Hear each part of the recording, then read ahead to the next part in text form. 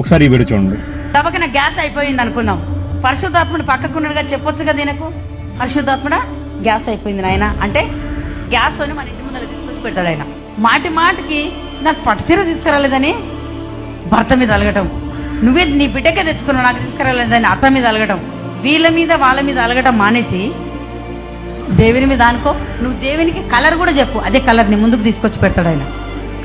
పట్టు చీర కావాలంటే దేవుని అడగాలంట, వస్త్రం కావాలంటే దేవుని అడగాలంట.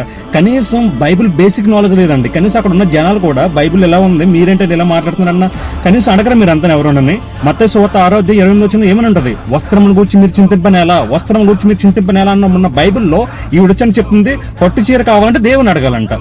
ఇంతకన్నా బైబిల్ బేసిక్ నాలెడ్జ్ లేని ఎవడు పడతాడు వచ్చేసి మాట్లాడడం, ఎవడు పడితే వచ్చేసి ఇన్స్టాగ్రామ్ లో పెట్టాడు, యూట్యూబ్ లో పెట్టాడు, మళ్ళీ దాన్ని ట్రోల్ చేయడం క్రైస్తవులంతా. ఎవడు ప్రశ్నించే వాళ్ళు లేక మీ ఇష్టం సార్గా మాట్లాడతారా? కొంచెం ఒళ్ళు దగ్గర పెట్టుకుని మాట్లాడండి. ఇంకొక మాట ఏముంది, గ్యాస్ అయిపోతే పరిశుద్ధాత్మ అడగల, గ్యాస్ అయిపోతే అంట పరిశుద్ధాత్మ ఉన్నాడు కదా ఈయన అడగండి, ఈయన వచ్చి మీ ఇంటికి సరఫరా చేస్తాడంట. మరి ఇంతకన్నా బేసిక్ నాలెడ్జ్ లేకుండా ఇంత హీనంగా మాట్లాడతారండి. ఎవరు కూడా అక్కడ ప్రశ్నించట్లేదు, అది నా బాధ. ఎవరు కూడా ఏం మాట్లాడలేదు. మరి ఇంత దారుణమా? మత్తయి సువార్త 12:37 ఏమంటే తెలుసా, పరిశుద్ధాత్మకు విరోధంగా ఎవరైనా మాట్లాడితే పాపక్షమాపణ లేదు అని ఉంటుంది. మీ ఇష్టానుసారంగా మాట్లాడేసి మీ ఇష్టానుసారంగా యూట్యూబ్ లో ఇన్స్టాగ్రామ్ లో రిలీజ్ చేస్తాడా? ఎవడేం మాట్లాడలేదు కదా అని ఒళ్ళు దగ్గర పెట్టుకుని మాట్లాడండి.